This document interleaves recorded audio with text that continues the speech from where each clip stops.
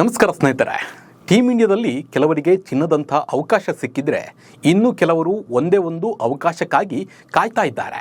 Playing 11ನಲ್ಲಿ ಎಷ್ಟೇ ಕಸರತ್ತು ಮಾಡಿದರೂ ಒಂದೇ ಒಂದು ಚಾನ್ಸ್ ಸಿಗ್ತಾ ಇಲ್ಲ.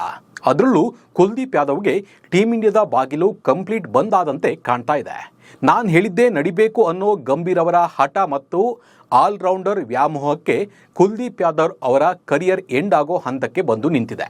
ಹಾಗಿದ್ರೆ ಮ್ಯಾಚ್ ವಿನ್ನರ್ ಸ್ಪಿನ್ನರನ್ನು ಹೊರಗಿಡಲು ಕಾರಣವೇನು? ಇದ್ರ ಕುರಿತು ಕಂಪ್ಲೀಟ್ ಮಾಹಿತಿಯನ್ನು ನಿಮಗೆ ನೀಡ್ತಾ ಹೋಗ್ತೀನಿ. ನಾನು ನಿಮ್ಮ ಶಿವರಾಜ್ ಬಾಣಂಕಿ.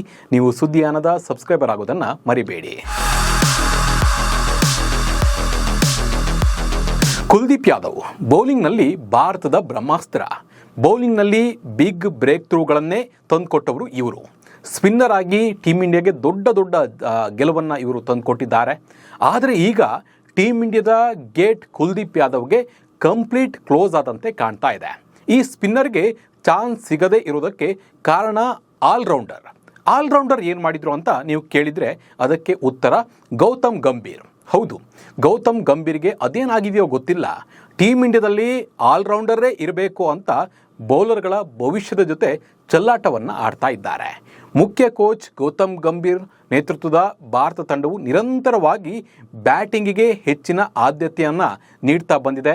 ಬೌಲಿಂಗ್ ದಾಳಿಯ ಗುಣಮಟ್ಟವನ್ನು ಬಲಿ ಕೊಟ್ಟಾದರೂ ಆಲ್ರೌಂಡರ್ಗಳನ್ನೇ ಆಯ್ಕೆ ಮಾಡಿಕೊಳ್ಳುವುದು ಎಲ್ಲ ಮಾದರಿಯ ಕ್ರಿಕೆಟ್ನಲ್ಲೂ ರಿಪೀಟ್ ಆಗ್ತಾ ಇದೆ. ಅದರಲ್ಲೂ ಕುಲ್ದೀಪ್ ಯಾದವ್ರನ್ನು ಪದೇ ಕಡೆಗಣನೆ ಮಾಡ್ತಾ ಇರೋದು ಮ್ಯಾನೇಜ್ಮೆಂಟ್ ವಿರುದ್ಧ ಆಕ್ರೋಶಕ್ಕೆ ಕಾರಣವಾಗಿದೆ. ತಮ್ಮ ಸ್ಪಿನ್ನಿಂದ ವಿಶ್ವದಾದ್ಯಂತ ಬ್ಯಾಟ್ಸ್ಮನ್ಗಳನ್ನು ಕಾಡಿದ್ದ ಕುಲ್ದೀಪ್ ಯಾದವ್ಗೆ ಆಫ್ಘಾನ್ ಸರಣಿ ನಂತರ ಒಂದೇ ಒಂದು ಅವಕಾಶ ಸಿಗಲಿಲ್ಲ. ಗಾಯದ ಕಾರಣದಿಂದಾಗಿ ಲಾರ್ಡ್ಸ್ನಲ್ಲಿ ನಡೆದ 3ನೇ ಏಕದಿನ ಪಂದ್ಯದಿಂದ ಜಸ್ಪ್ರೀತ್ ಬೂಮ್ರಾ ಹೊರಗುಳಿದಿದ್ರು. ಇದರ ಹೊರತಾಗಿಯೂ ನಾಯಕ ಶುಭಮನ್ ಗಿಲ್ ಮತ್ತು ಮುಖ್ಯ ಕೋಚ್ ಗೌತಮ್ ಗಂಭೀರ್ ಅವರು ಕುಲ್ದೀಪ್ ಅವರನ್ನು ಪ್ಲೇಯಿಂಗ್ 11ನಲ್ಲಿ ಚಾನ್ಸ್ ನೀಡ್ತಾರೆ ಅಂತೇಳಿ ಸಾಕಷ್ಟು ಜನ ಅಂದ್ಕೊಂಡಿದ್ರು. ಆದರೆ ಅಲ್ಲೂ ಕೂಡ ಚಾನ್ಸ್ ನೀಡಿಲ್ಲ. ಹಾಗೆ ಭಾರತ 0-4 ಅಂತರದಿಂದ ಸೋತ ಇಂಗ್ಲೆಂಡ್ ವಿರುದ್ಧದ T20 ಸರಣಿಯಲ್ಲೂ ಅಕ್ಷರ್ ಪಟೇಲ್ ಮತ್ತು ವಾಷಿಂಗ್ಟನ್ ಸುಂದರ್ ತಡಕಾಡಿ ಆಡಿದ್ರು. ಆಗ ಕುಲ್ದೀಪ್ ಯಾದವ್ ಕೊನೆಯ ಪಂದ್ಯದಲ್ಲಿ ಅವರಿಗೆ ಪ್ಲೇಯಿಂಗ್ 11ನಲ್ಲಿ ಸ್ಥಾನ ಸಿಗ್ಬೋದು ಅಂತ ಎಲ್ಲರೂ ಅಂದ್ಕೊಂಡಿದ್ರು. ಆದರೆ ಅದು ಕೂಡ ಆಗಲಿಲ್ಲ.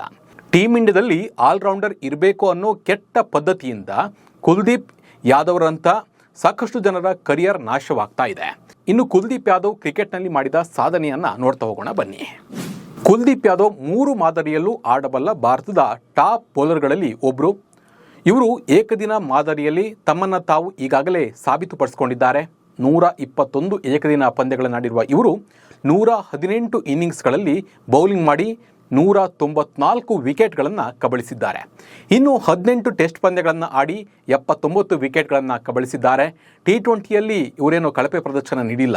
54 ಪಂದ್ಯಗಳಿಂದ 95 ವಿಕೆಟನ್ನು ಕಬಳಿಸಿದ್ದಾರೆ. ಇನ್ನು IPLನಲ್ಲಿ 110 ಪಂದ್ಯಗಳನ್ನು ಆಡಿರುವ ಕುಲ್ದೀಪ್ 112 ವಿಕೆಟನ್ನು ಕಬಳಿಸಿದ್ದಾರೆ. ಕುಲ್ದೀಪ್ ಯಾದವರನ್ನು ಸತತವಾಗಿ ಬೆಂಚ್ ಕಾಯುವಂತೆ ಮಾಡ್ತಾ ಇರುವುದು ಅವರ ವೃತ್ತಿ ಜೀವನದ ಬಗ್ಗೆ ಪ್ರಶ್ನೆಗಳನ್ನು ಹುಟ್ಟುಹಾಕುವಂತೆ ಮಾಡಿದೆ. ಭಾರತದ ಮಾಜಿ ಬ್ಯಾಟ್ಸ್ಮನ್ ಮೊಹಮ್ಮದ್ ಕೈಫ್ ಕೂಡ ಇದರ ಬಗ್ಗೆ ಅನುಮಾನಗಳನ್ನು ವ್ಯಕ್ತಪಡಿಸಿದ್ದಾರೆ. ಕುಲ್ದೀಪ್ ಯಾದವ್ ಅಂತಾರಾಷ್ಟ್ರೀಯ ಕ್ರಿಕೆಟ್ಗೆ ವಿದಾಯ ಹೇಳುವ ಪರಿಸ್ಥಿತಿ ಉದ್ಭವಿಸಿದೆ. ಬೂಮ್ರಾ ತಂಡದಲ್ಲಿ ಇರಲಿಲ್ಲ.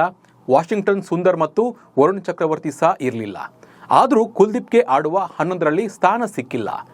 ಲಾರ್ಡ್ಸ್ನಲ್ಲಿ ಭಾರತದ ಬೌಲಿಂಗ್ ದಾಳಿಯಲ್ಲಿ ಸ್ಪಿನ್ ಕೊರತೆ ಎದ್ದು ಕಾಣ್ತಾ ಇತ್ತು. ಎಡಗೈ ಸ್ಪಿನ್ನರ್ ಇದ್ದಿದ್ರೆ ಪ್ರಯೋಜನವಾಗ್ತಾ ಇತ್ತು.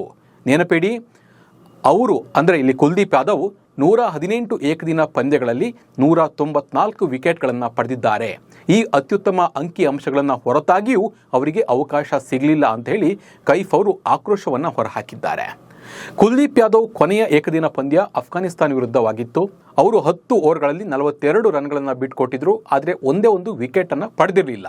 ಈ ಒಂದೇ ಒಂದು ಪಂದ್ಯದಲ್ಲಿ ವಿಕೆಟ್ ತೆಗೆದಿಲ್ಲ ಅಂತ ಉಳಿದ ಪಂದ್ಯಕ್ಕೂ ಹೊರಗೆ ಕೂರಿಸುವುದು ನಿಜಕ್ಕೂ ದುರಂತ. ಈ ಬಗ್ಗೆ ನಿಮಗೇನು ಅನಿಸುತ್ತೆ ಅದನ್ನು ನಮಗೆ ಕಾಮೆಂಟ್ ಮೂಲಕ ತಿಳಿಸಿ. ನಮಸ್ಕಾರ.